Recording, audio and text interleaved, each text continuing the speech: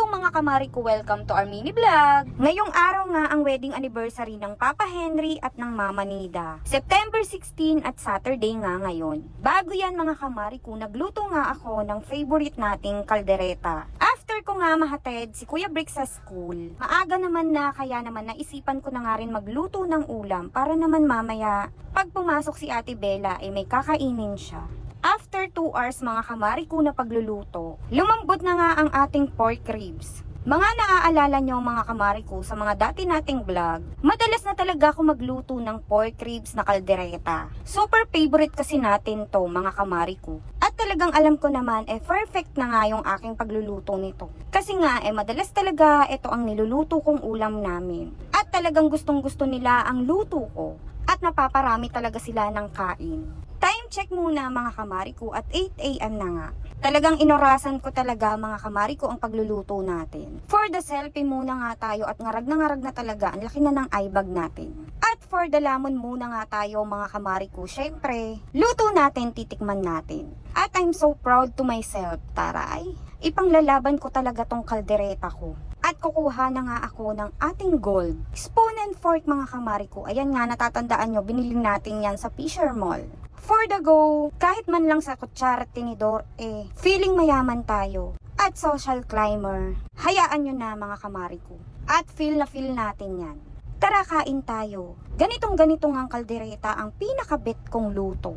Sobrang masarsa siya at hindi ko talaga tinipid to. Saglit ko nga lang din na marinate yan sa pineapple juice. At sa toyo mga kamari ko. Talaga namang kapit na kapit nga yung lasa hanggang sa karne. Hanggang loob-looban sa God to the bones. Ganun. Medyo natuwa nga ako dyan at parang nakalimutan ko nga itulog pa si Tabibi. Kaya naman for the tawag na nga ang daddy dyan nyo. At sakto naman, natapos na nga rin tayo, kailangan na nga natin umakyat. At may Tabibi pa tayong padededehin. Sakto at wala pa rin tayong ganong tulog kamari ko. Wala na nga akong iisipin kasi naman may kakainin na nga rin si Ate Bella bago siya pumasok. At ayan nga mga kamari ko, nagising na tayo ng 2 PM. Medyo mahaba-haba na rin ang ating naitulog, kaya naman inat-inat lang ng kaunti. At for the laban na ulit ang mami nyo. Maswerte na nga rin tayo kahit may 7 or 6 hours tayong tulog. Huwag ka nang magtaka kamari ko. Ganyan talaga tayong mga mami. Kaya naman thank you Lord at it's Friday today. Bangkulasi day, kaya naman kasama na rin natin si nanay, si papa at yung ating kids. For the wala tayong ligo today kasi nga tinatamad ako talaga. Wala namang aamoy sa atin dito, kaya naman ang importante makapunta ako sa kanya lagi. At ayan nga, andito nga si kamari ko, Inday Juliet, at namiss ko nga ito. Pagkakita niya nga kay Tabibi talaga naman binuhat niya din agad at namiss niya nga yung kanyang inaanak. Nakauwi na nga rin kami mga kamari ko at 8 PM na. Wala naman akong gagawin kaya naman naisipan ko na nga maglinis dito sa baba. After 1 year nga mga kamari ko, ayan, nakapag-agyo din tayo. Titingnan ko nga kung may maiikutan pa tayo ng mga gamit natin. At yung Tabibi namin, tingnan nyo naman, grabe talaga. Kaya naman always din ako nagpapasalamat sa mga magulang ko na si Papa at yung nanay Liza ko. Syempre for always support, never natatanggi at always tutulong sa amin pamilya. At parang alam ko na nga din yung kasunod nito mga kamari ko. Mas masarap nga kako ito paglilinis namin kung sasabayan nga namin ng syogay. Yes, kamari ko, for the day off muna tayo, kaya naman, ayan nga, ayain na natin yung tatay ko. Eto nga yung pinakabet ko talaga, yung bonding namin. At syempre, for the September na at bare months, kamari ko. Nilubos-lubos na nga din namin yung paglilinis at sabi ko, kako nga, ikakabit ko na nga yung aming Christmas tree.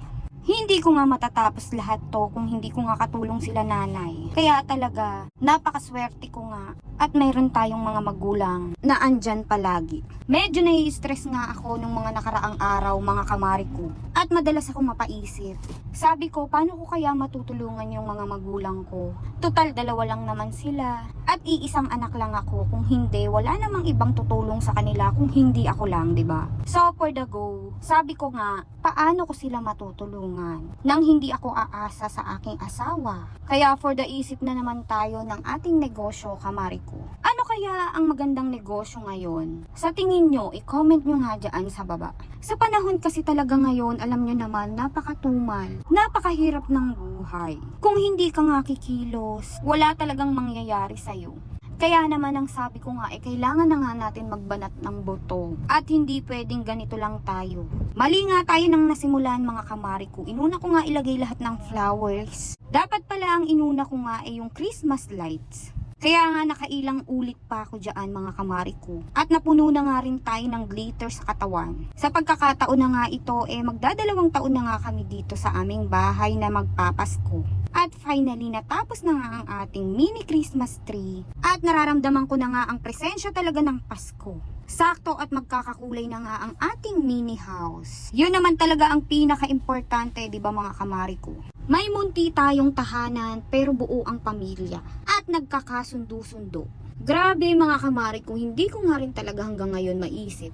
For the lasing na ba yan? Hindi mga kamari ko, isishare ko lang sa inyo. Lahat nga ng pinapangarap namin ni Daddy Janjan, hawak kamay na namin talaga. Ang sarap lang din sa pakiramdam. Bakit kailangan nga ma-stress pa tayo? Pero napakaswerte na rin natin talaga. Bakit kailangan pa nga magreklamo? Samantalang yung iba nga walang-wala talaga. Kaya naman, thank you Lord. Today is Saturday na nga mga kamari ko at wedding anniversary nga ng Papa Henry at ng Mama Nida. So 50 years na nga sila mga kamari ko. Ganoon katatag nga talaga. At dito na nga namin siya dadalawin sa bago niyang tahanan. Na noon nga doon kami sa bahay nila pumupunta every time na may wedding anniversary silang darating. So nakita na nga namin ang Papa Henry mga kamari ko. Ayan nga ang kanyang asawa na si Mama Nida. Grabe tong pagmamahal nga ng mama sa papa. Until now talaga mga kamari ko. Buti na nga lang din at alam ko naman okay na ang papa at hindi niya na nga din iniisip ang mama. Kasi alam niya maligaya na rin si mama at tanggap na rin talaga na wala na siya. Pero yung memories always nandyan, hindi mawawala. At talagang nakaukit sa aming mga puso. Medyo makulimlim nga ngayon mga kamari ko. At hindi na rin talaga kami magtatagal. Kaya naman ingat ka dyan pa. Huwag mo na kaming alalahaning mga naiwan mo. Almost 3 months na nga din pala mga kamari ko simula nga nung nawala na siya. Ang bilis lang ng panahon talaga. Hindi nga natin masabi. Nakakalungkot lang talaga din mga kamari ko na iisipin mo doon talaga tayo pupunta. For now, enjoy life lang. Ika nga nila, you only live once. Kaya naman, ipush mo na. For the Jollibee nga kami ngayon, kaya naman kakain muna kami. Syempre, hindi naman tayo mananalo sa mga bata at Jollibee talaga ang nagpapasaya sa kanila. At sakto naman, nakita ko nga itong pogi kong inaanak na si Dirk. Napakalambing nito. Manang-mana nga sa mama niya. Huling kita ko nga dito kay Dirk, nung maliit pa siya at binyag niya. Don't forget to like and follow our page mga kamari ko. I-share mo na din. For more videos, taray! Bye!